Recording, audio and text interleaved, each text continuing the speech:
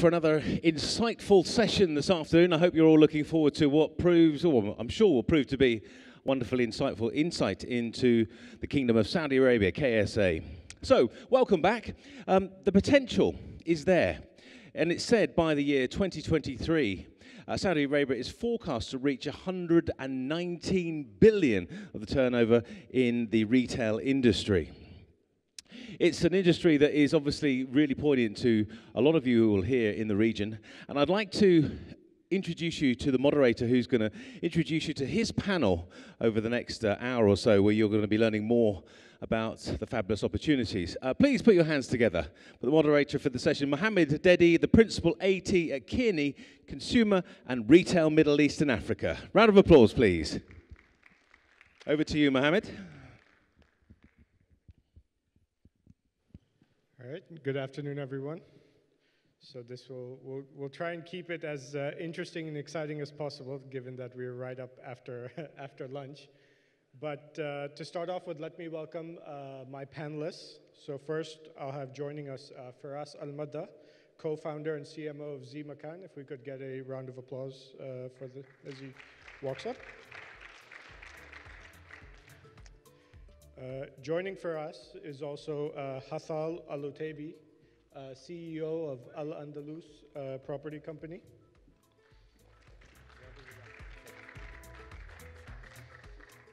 Also, we have Jim Ragsdale, Deputy CEO of Kamal Osman Jamjoom Group.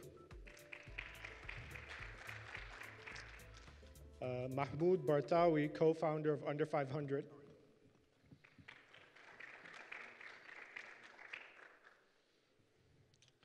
And we have Mohammed Atiyah, General Manager of Alutaibi Group as well. And lastly, we have Mohammed Alawi, Chairman of Saad Property Management Company. So thank you all for joining us today.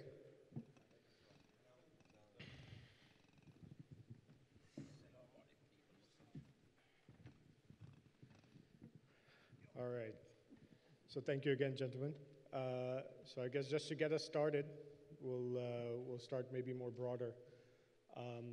Let's begin with your views on reducing dependence on oil revenues and development of industries like retail, e-commerce, leisure, tourism, and others that are transforming the kingdom. And perhaps, Mr. Feras, we start with you.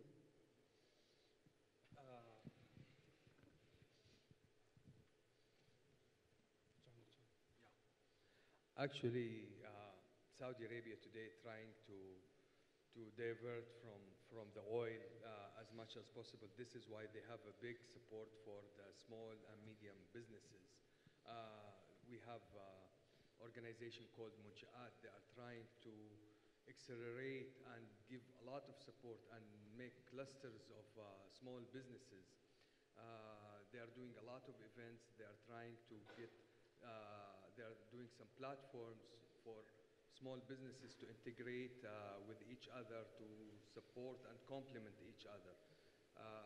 And I think this will continue because the government foresees the potential of the Saudi talents with ideas. And the talents of today, they are more lucky than the talents of yesterday because they have the internet, the e-commerce, so they can do business from home. So this really helps a lot this sector, and I believe this is gonna give more support from the government. They are giving also financial support for some companies if they fulfill certain requirements, they have the right business plan, they have the right vision, the right product, and the right market. They support them. We at Zmakan, we had a huge support from the government, even in the inauguration of our shop. Munsha'at came and helped us inaugurate the shop. And I think this kind of, even not only financial, even the indirect support will help boost this kind of business and make more and more stories. Great. Maybe Mahmoud, what are you seeing from your perspective on this? I think if I was to describe if I was to compare Saudi to Dubai, in 2 words, I'd say no competition. in terms of a business operating from Saudi, would have 1/10 of the competition it would face in Dubai. So that's how I see Saudi as a whole. And I think it's ready. It's ready for investment in terms of people and time and effort. And I think a lot of people around the world have begun to pick up on this. I can see it here from Dubai. Okay, great. So let's maybe now, kind of get into it a little bit. So maybe perhaps we start with the existing, mall or retail perspective. And Hathal, maybe we start with you. So you speak very passionately about this concept of a third place for people, right? So the next place after home and work. So what are you doing to create these unique social, shopping experiences? The issue with the shopping malls industry, and that's why we have like the dying shopping mall concept in US. It was built and developed from architectural and leasing perspectives. Just have the big building with the corridors and atrium connected for a platform for retailers. And this is what make the position even weaker against the risk from e-commerce. The industry never looked at it from shoppers and consumer perspectives, which is why I'm going there. You cannot compete with e-commerce when it comes to convenience and price sensitivity. But if you want to be a real destination, which the shopping malls industry keep claiming from the beginning, we are more than shopping, which is not. But now you have either do or die. You have to be the real third place for the shoppers. Your definition has to change from buildings with multiple retailers, conducting different activities into a real third place for residents, whether they are local or expat, or in our case in Saudi Arabia, because we have the real fundamentals to serve, and the real market and the real mainstream. You have to create their third places where the retailers are not just only retailers with high engagement, local designers, innovative ideas. And this actually will bring us to your first questions, how to diversify the Saudi economy. If we grow Saudi brands and retail industries, it will help the country keep the money within its economy. We can see that a lot of global retailers bankrupt in their home country and still doing extremely well in the Saudi market and in the GCC. That means the fundamental is there.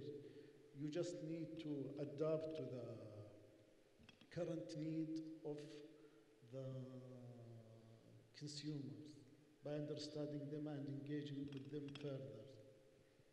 Great, thank you. So this concept of engagement, and Muhammad Alawi, there's two Muhammads just to clarify. So this concept of engagement is becoming more and more important, including in Saudi. So how important is it, I guess, to one, think out of the box, bring new concepts, while also balancing some of the cultural requirements or sensitivities that are unique to Saudi Arabia? First of all, I would like to stress that in the past, shopping mall was the only social windows that enjoyed for long times little competitions. It's not anymore the case. There is a lot of activity happening in the countries, a lot of entertainment, a lot of season, a lot of tourism activities. So those people, they will compete against retail properties in terms of catching from your traffic people. I think there's still a good opportunity for good malls to continue to upgrade their facilities, to upgrade their tenant mix, to upgrade their activities, to come with more initiative idea, building solid relation with e-commerce in their platform, contacting the right retail who have an eyes on the market better than others. They have with them a good also e-commerce platform where this times in the coming future that these two tools, the retail and e-commerce, they have to work parallel in your properties to improve.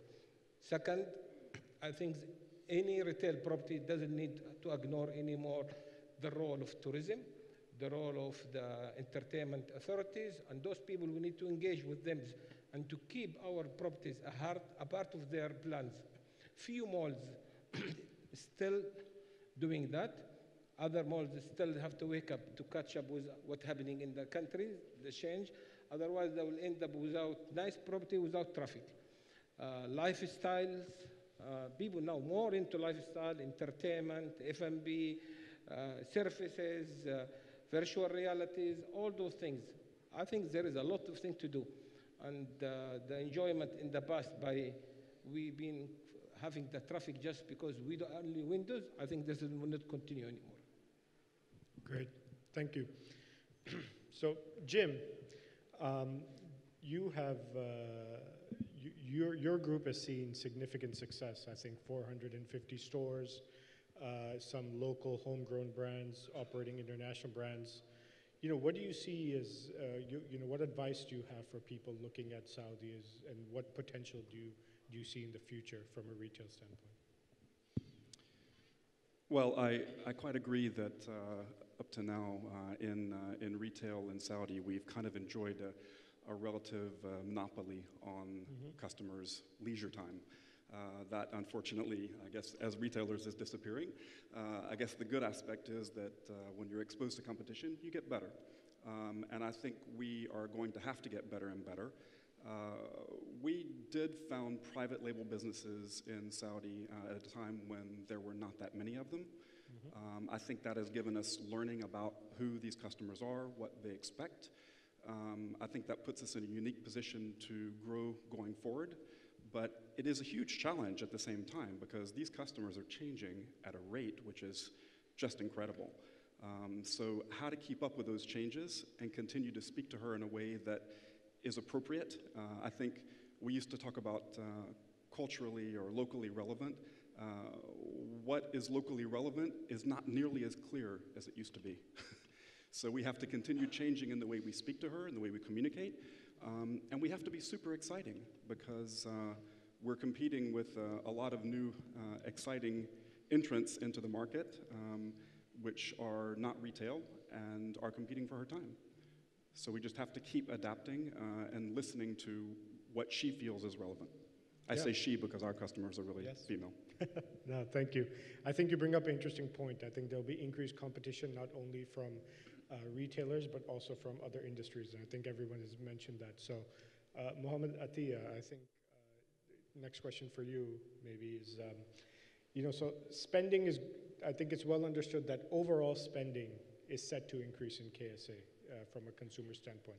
However, the share of that spending, which may have historically been targeted in the retail environment, is now going to be shared between other options, right? So, how do you think, how do you think about this, and not only in the context of what it means for consumers, but also as a retailer, how are you preparing to capture as much of this now divided spend? Fortunately, that become to our part where we entertain people. So we take this part ahead of the vision of Jaya and vision of 230. So we are part of everywhere. So all the retailer, all the landlord come to us. So we are creating new concept, creating new idea, working very closely with Jaya, the entertainment authority, to in many aspects to increase the investment with them, joint venture with them with many new future projects to complete the vision of 230. Great. So next set of questions, I want to focus a bit on e-commerce and omni-channel. That's been a recurring theme this morning. And I think that it's very important we address it in each of your specific contexts. So maybe for us, we start with you. So you have both an online and retail brick and mortar presence, right? So how do you see the interactions with the customers changing or evolving, and how are you thinking about how these two channels blend together? Let me tell you from our perspective, Zmakan started as a shop with an Instagram account for the designer Rania Ghamrawi. She started this business from her house, and she started selling on the small bazaars to display her product, and she sold a lot on the Instagram, where she got the orders and she started shipping it from home. When this business becomes very mature, because she had a very good production infrastructure between printing and fabric, she got the fabric gets white to the production for the studio, and it goes printed and stitched with bags and wallets and back straps and essence burner. So she have done a full line of product until she reached 4,000 designs for more than 200 SKUs, different varieties. All of this allow her to have established customer base for her to open her own brand and her own shop. So it transferred from Rani Art Fashion as a Saudi designer into a brand with a retail shop with the identity. And not only this, we had the window where we had other Saudi designers, because most of Saudi designers today, they have only abayas, or they have only perfume, or they have only one single product. So we open for them 25% space in our shop, so we can buy their product and sell it again in the shop. So we become like a hub of local Saudi designers in one retail shop. And we are having a serious discussion today with some of the big retailers to have Zmakan as a one Saudi hub inside this big retailer. So it becomes like the Saudi local concept, because those big retailers, they cannot deal with one designer for 10 perfumes. It's a headache for them. So this makes the retail shop a hub, but the online is the big potential. There is other marketplace that started contacting us to display our product in their hubs, like Dukkan of Car. Dukkan of Car is an online, well-established marketplace for not only Saudi, for even regional products. And we are putting our products with them, and we are expanding. Not only this, we have other as well. We didn't open our own store, because today, if you want to open your own store, it's a huge logistics and headache you need to take and to invest. So we decided to go with what's available in the market, and this is where it becomes our online window, until one day we might have our online store. Great. So Hathal, how about from your perspective as a mall operator, someone who's looking to engage people inside their properties, how do you see yourself competing with the e-commerce or digital trend? Or do you see yourself competing? Again, we don't see ourselves competing with e-commerce, because we are not positioning ourselves as only a channel for retailer. The model of e-commerce is built on convenience and price sensitivity. And our business model should be built on engaging with shoppers and consumers.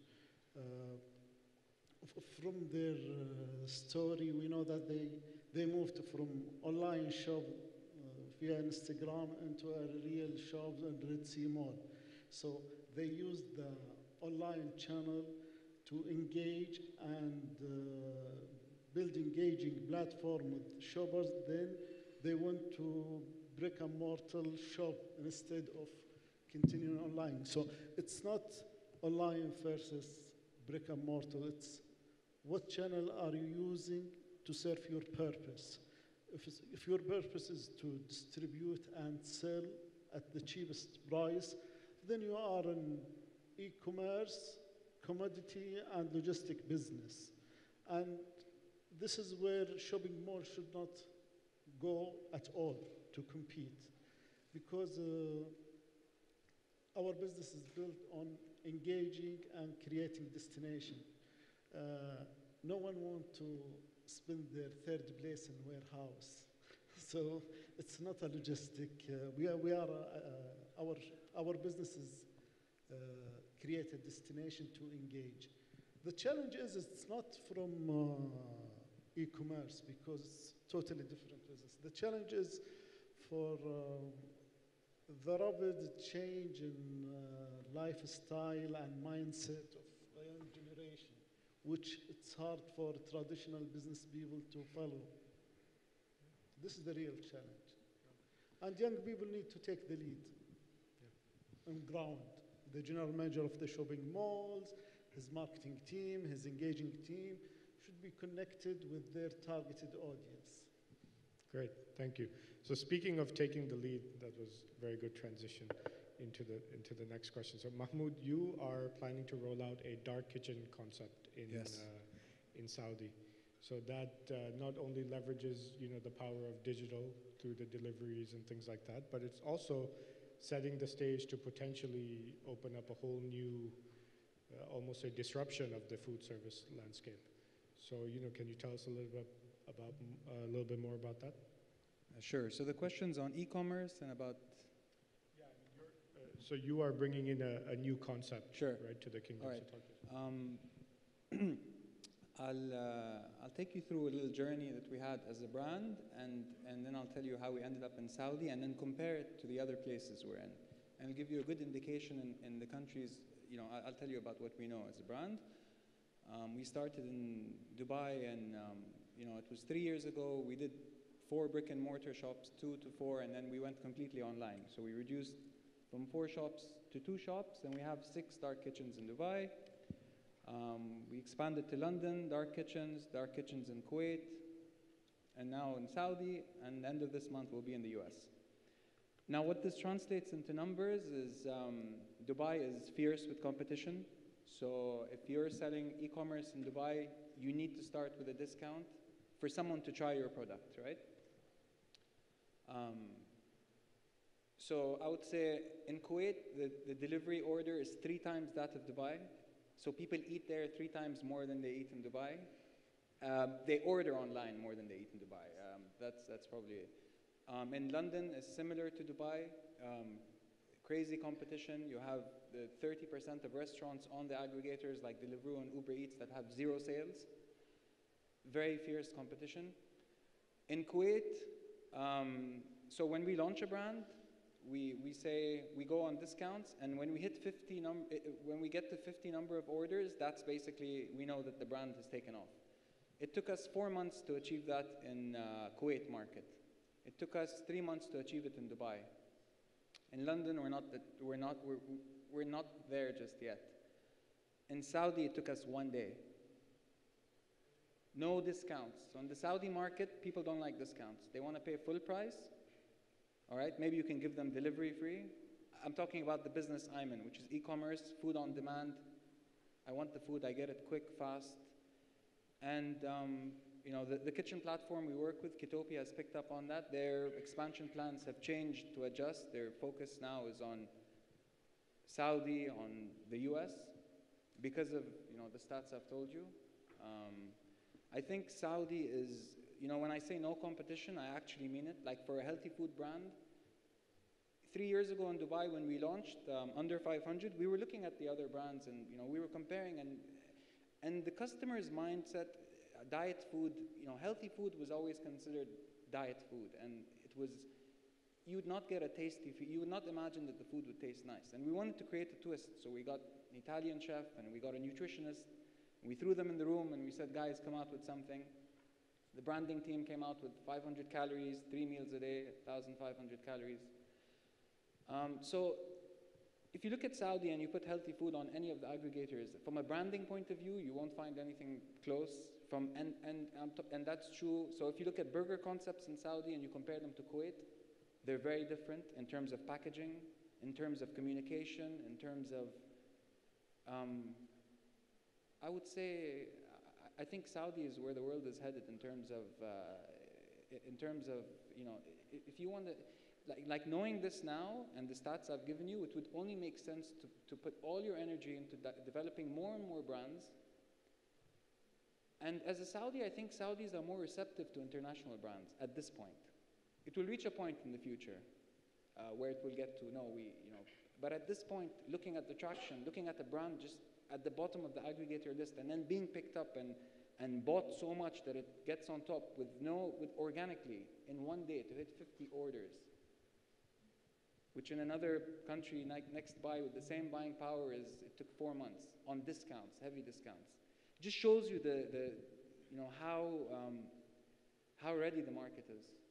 And that's how I'd answer your e-commerce question. I'll tell you, I'm all for e-commerce in Saudi. I think the people are ready for it. I think the generation in Saudi is young, they're eager. I think the generation now, I think the best ideas would come from them. So if I was to understand what concept to do, I would do a survey. I would not go to GMs of big chains in Saudi. No, I would go to the 18-year-old Saudi guy and tell him, what are you having for breakfast? Yeah. And yeah. No, well said, indeed. I think in terms of the theme of unlocking the Saudi potential, I think it's well summarized there. So then last point on this, and Mohammed Atiyah.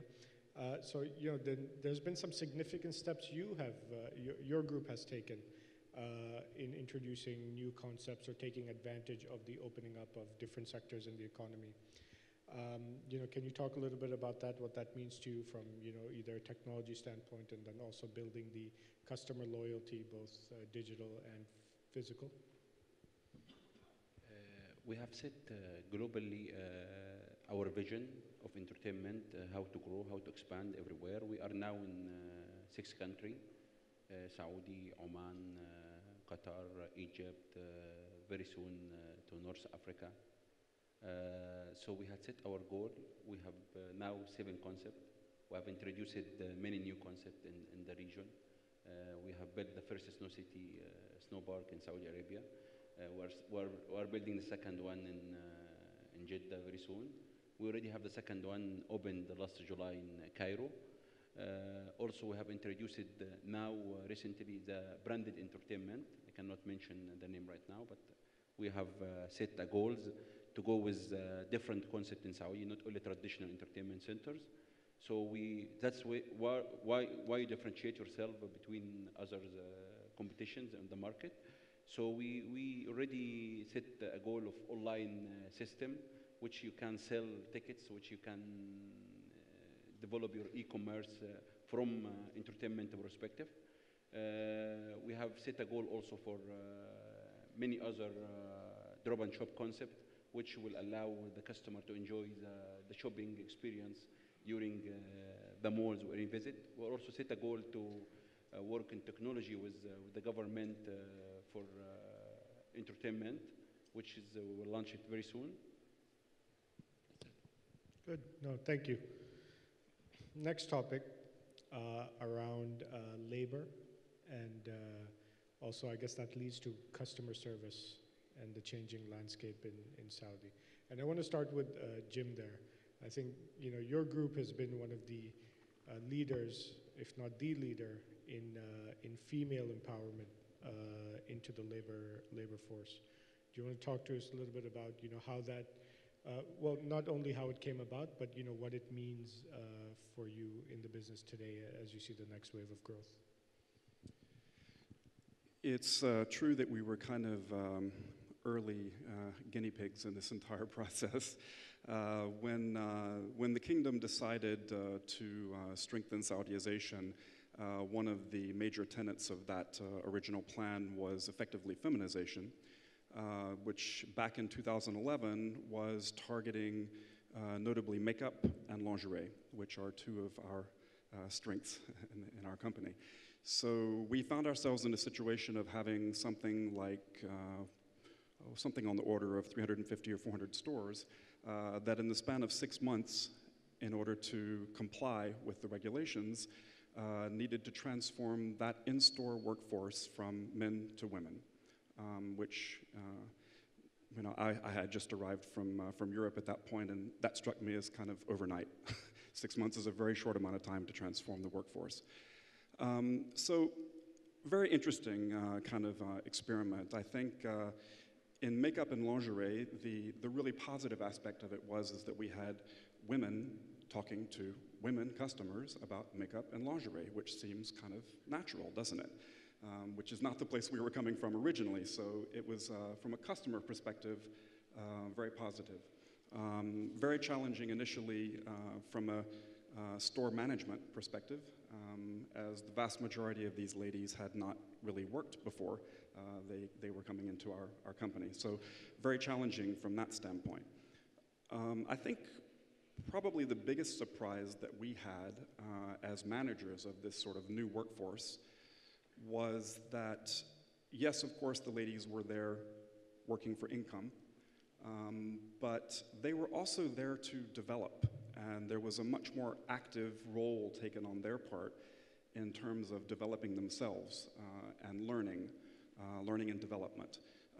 We were surprised by how important to them that was. So development, career development, training was almost a bigger carrot to them than the money.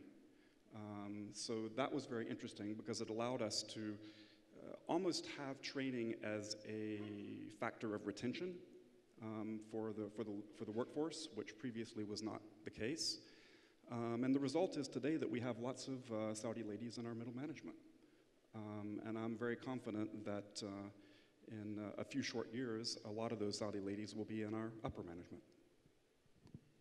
Great, thank you. So you touch upon another important theme more broadly around training and upskilling the workforce. So maybe Mohammed Alawi, I'll start with you on this. What do you see as the demand for upskilling in the context of a more demanding consumer, right? So we're seeing a consumer that understands the environment more, has more advanced needs. So and how do you address that from a labor standpoint? First of all, I would like to just comment about the human resource in Saudi Arabia. And I have to admit the penetration rate for women in the retail are more better than the shopping mall industry itself. Okay, we have to, still the management of the shopping mall did not done a good effort in acquiring and training and putting women, although there is some here and there, maybe in the marketing section that. So I would love to see that's also to improve in the country. And maybe this is to do there is a lack of academy or training program to introduce real estate, retail real estate programs in the country. We would love to see that one day. Regarding the consumer, definitely, as we're hearing the last yesterday and today, and the young generation, the involvement with online and with all of them now doing more their homework than ever. They are very sensitive for price, but same time sensitive for experience. They don't go for shopping without knowing what they want and how much they have to take it and how much to spend.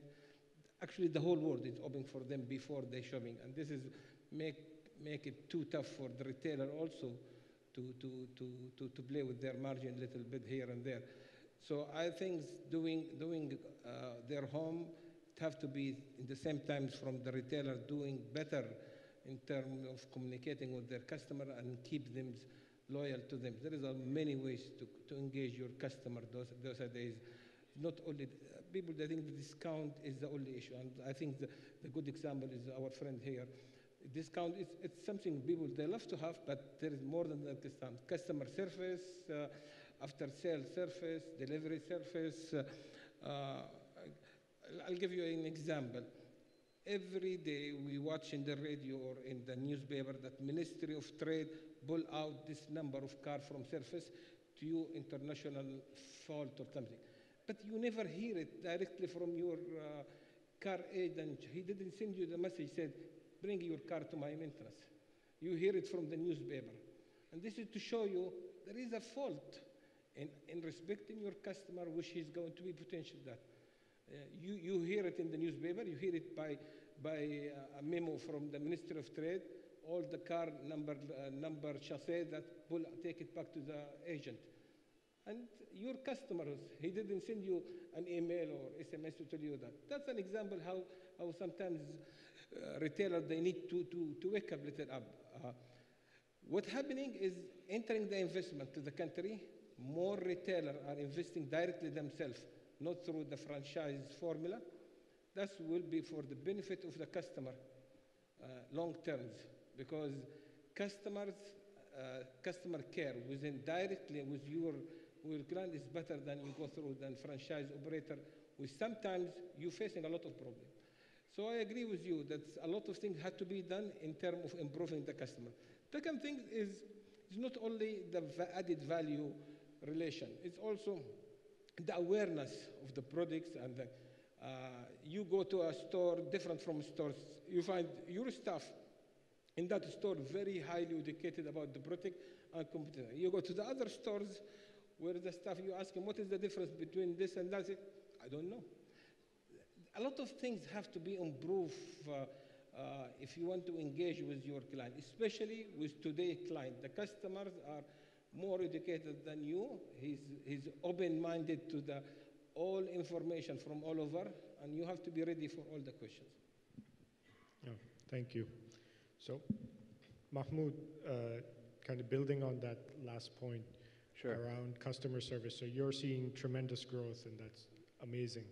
But one of the challenges in a e-commerce or a delivery business from a labor standpoint or service standpoint is the last interaction that a consumer has with your brand is with the delivery person, right? And there's multiple models, whether you outsource it or you keep it in-house, but at the end of the day, you as the business owner has to really own and accept what that is.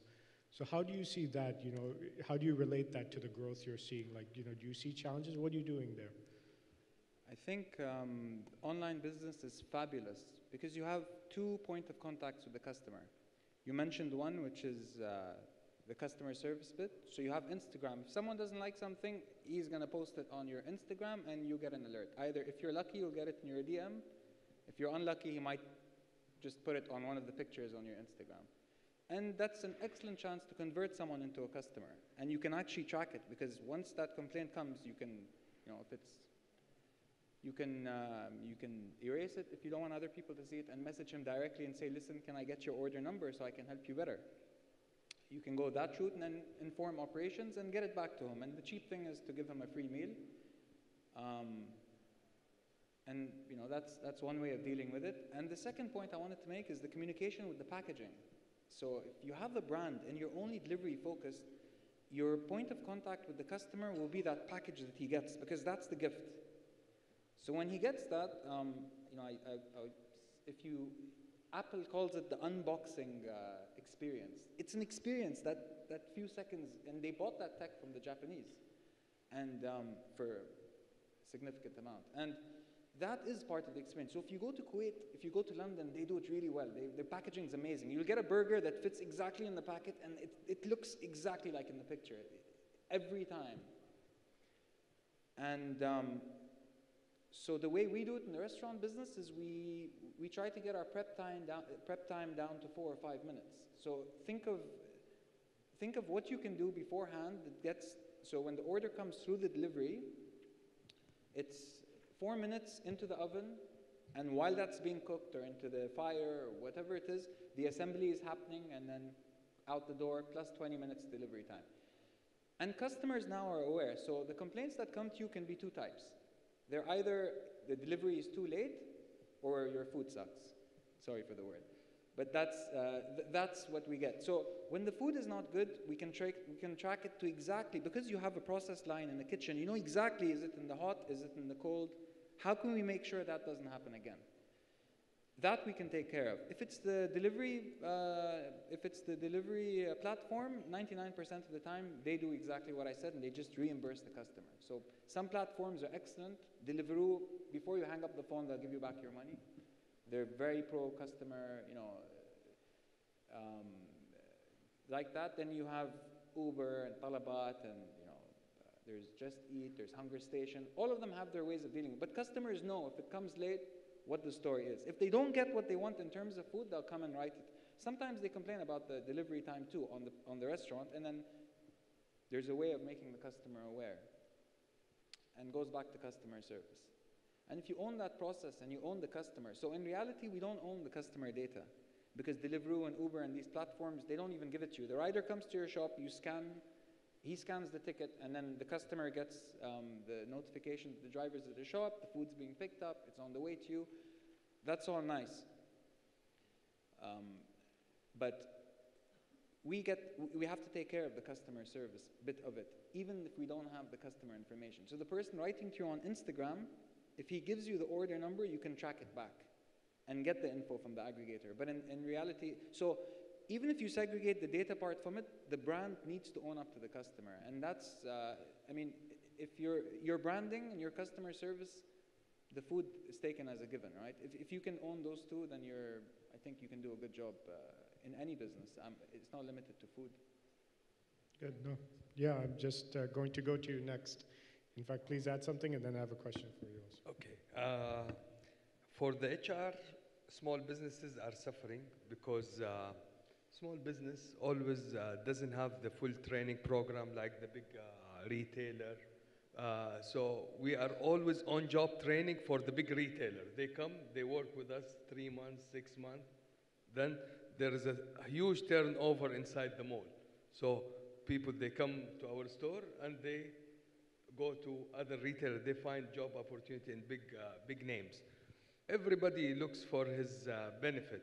But this is a suffer that most of the small businesses or small retailers suffer.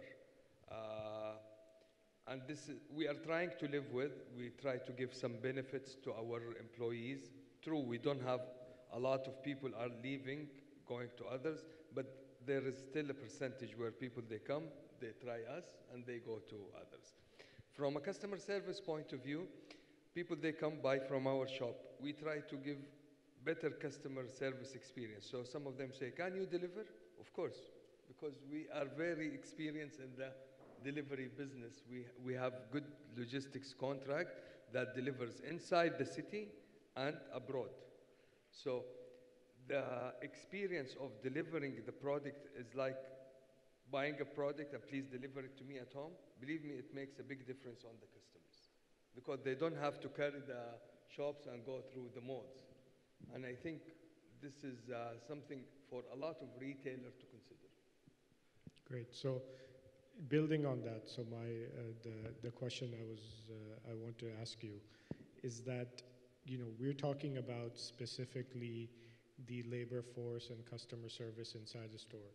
But part of what you're looking at in working with small and medium businesses is also making sure that the right infrastructure or the right training opportunities exist for the founders or the entrepreneurs of these businesses as well. So what are you seeing in that space? What's being done?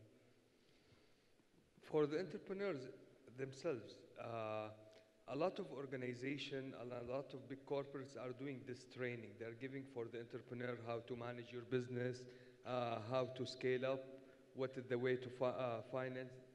Some of them, they give HR, but in the end of the day, you don't really have an HR department. And this lacks, when you want a vacation, you need to send a request in a normal company. There is an interface. In our case, we don't have this. You have to talk to the accountant or to the business owner. Please give me vacation in this time. And he say, I want to take it a week. Then after that, he want to extend it. He has to call and we make a plan. It's not easy, but we are trying to adopt because in the end. This is the nature of the startups. True. This is. Focus on the business, not building the HR capability. بالضبط فإحنا we are not obliged to build this capability. We still manage it as a startup, until it reach a point where you will have an HR department, where you have a good number of employees that helps you or enable you to build this department. But before that, we can't afford it. Thank you. So closing in now. So last question, a bit broad, and I think we'll just go down the row and get everyone's perspective. We'll start with you, Mohammed Ilawi. Is that there's about, let's say 10 years until Vision 2030 comes to its completion or its fruition or inflection point, however you want to describe it. But all of us, we're all optimistic about the country. But like, if there's one big goal you want to see for the kingdom from a retail perspective, what would it be in the next 10 years? I will not say increasing the rent. That's our hope. That's all our hope. Acquire their business and stop dealing with the retailer. Well, it's amazing the change happening in the country, and also the mindset in everybody. It's not just retailing, the customer, the retailing, the community, the everything. I think the thing I would love to see is building the trust and sharing information between retailer and developer, or even any government agencies. From time to time, statics, big government agencies sending survey about your sales, although it's not anymore anything secret after the VAT.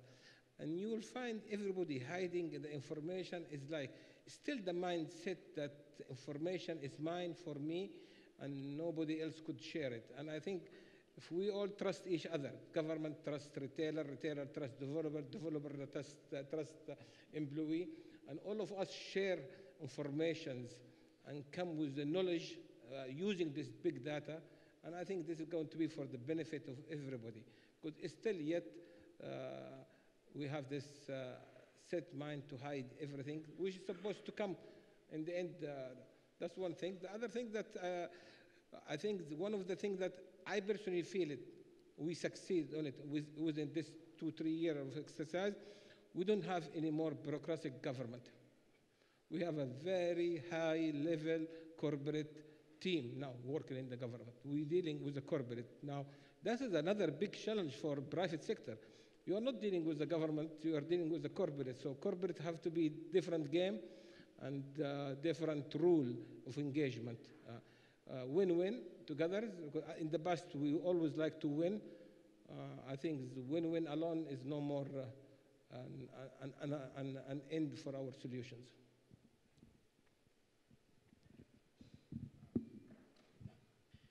Sorry, I hear about the staff and I hear about the staff. Why don't we just get robots to do it? Why are we so focused on the staff? As a consumer, I don't want to deal with anyone.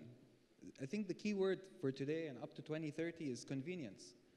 As a customer, no one calls anymore. They want to order on a platform. When I go to a shop, I don't like it when someone asks me are you looking at something? Do you want something? I know exactly what I came for. And if I'm looking on my own time. Personally, I don't like to get bothered. I was told the other day there was, you can buy a robot for 70,000 dirhams. And you can, I'll tell you what we do in the restaurant. We have a bot. You can program 400 questions. He can sit and answer you all day. I think the effort doesn't need to be to educate the human. I think the effort needs to be to, the learning curve is so long sometimes, and you might not get there. I think it takes less resources to get it automated. In China, there's shops where you go in. I was actually speaking to the affinity group here, and I actually saw this on a video online. You can go into a shop in China and buy something. With the QR code, you walk in, it scans your face, you pick up what you want, and you leave. How convenient is that? Why do I need to bump into someone who speaks a different language than me when the only communication between us is a barter system? It can be a coin, it can be a cryptocurrency, whatever it is. I would say if I was, I'm doing it, and if I was to enhance my relationship with Saudi as a businessman, I would go fully automated. Because I know that the ultimate goal is convenience on both ends. And I can give you a cheaper price if you can cut out the human element, and let's go for it together. It's what we both want. Still, the the shopping experience in Saudi, going out of home is a must. So people still go out of home. They go out of home for cinema, they go out of home for shopping. For example, in our shop, let me tell you how I know people, they spend a lot of time in our shop. Average spending time is 15 to 20 minutes. How I know that? I keep collecting coffee and water from the shop. Okay. And I know they spend time.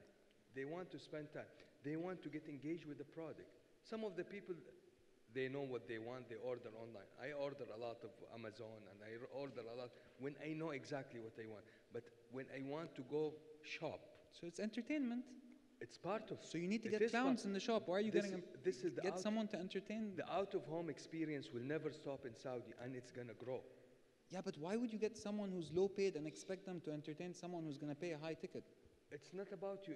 The seller is not entertaining the person. He is facilitating. It's different. I think He is facilitating about the price, about the variety, but not entertaining. We have to see. Let me tell you. Look, in There terms is of a very good transaction, example. El Danube.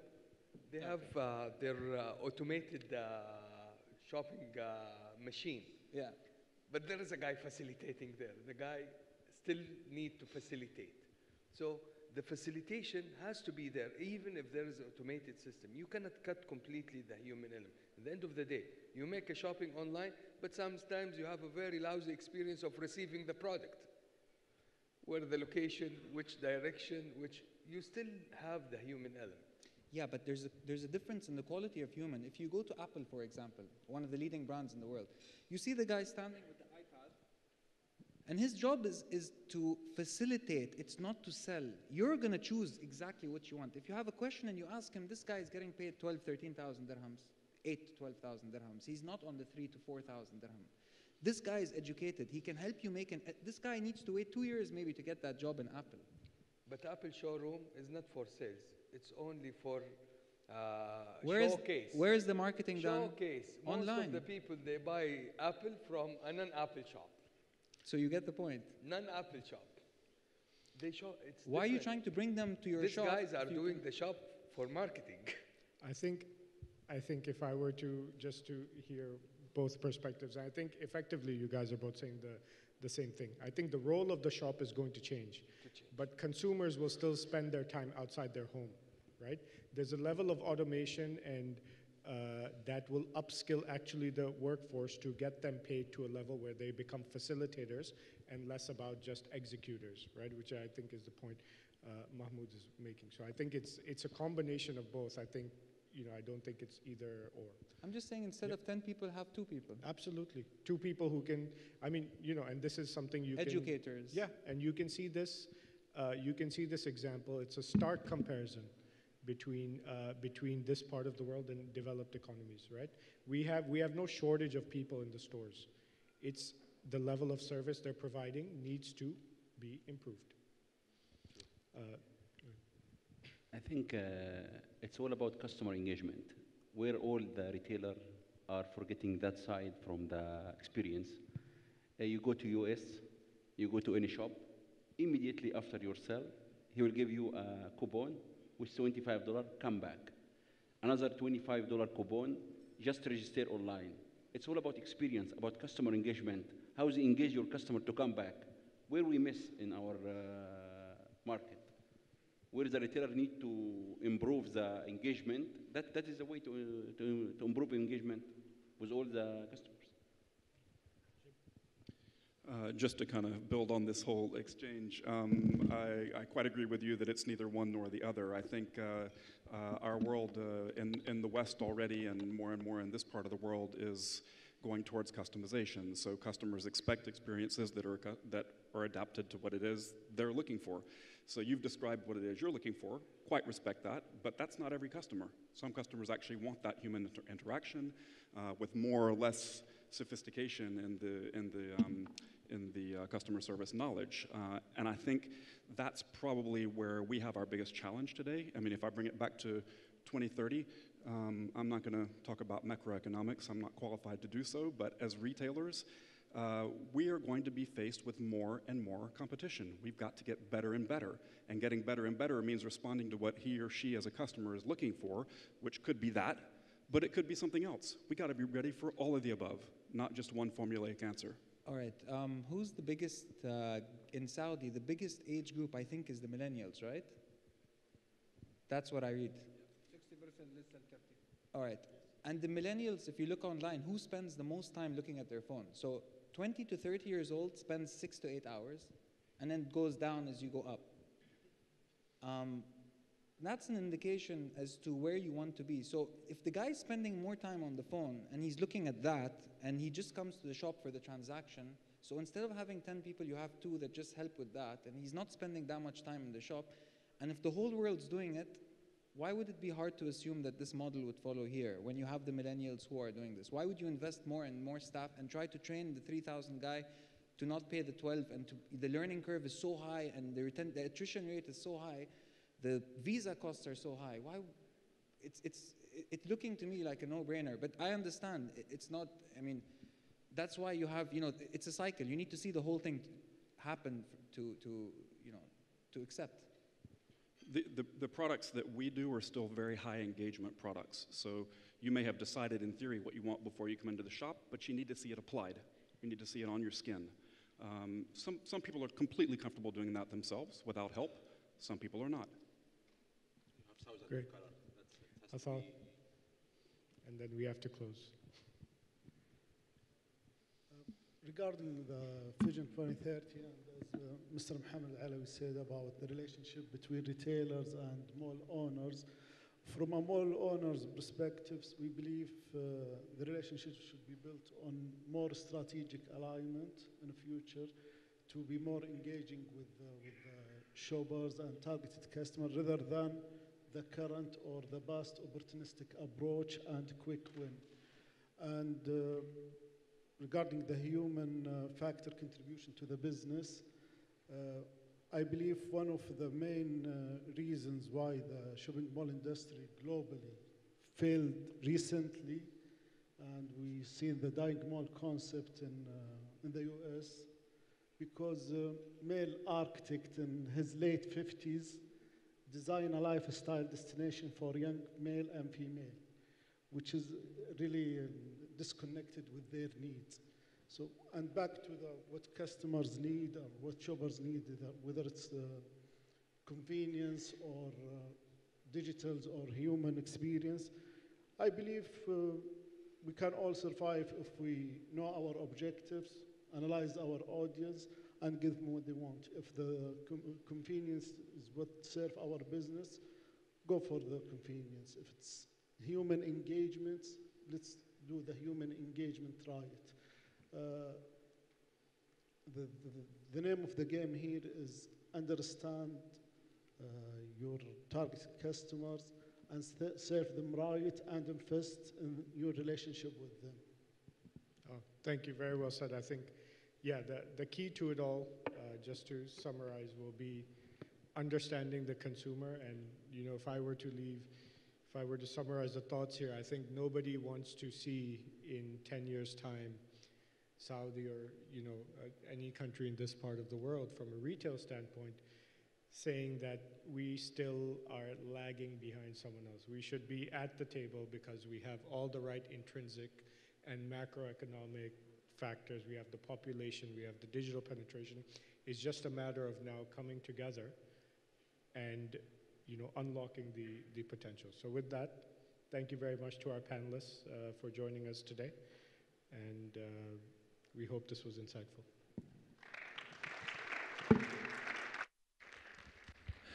Well, thank you very much, everybody, and again, fabulous insight into the opportunities in the KSA.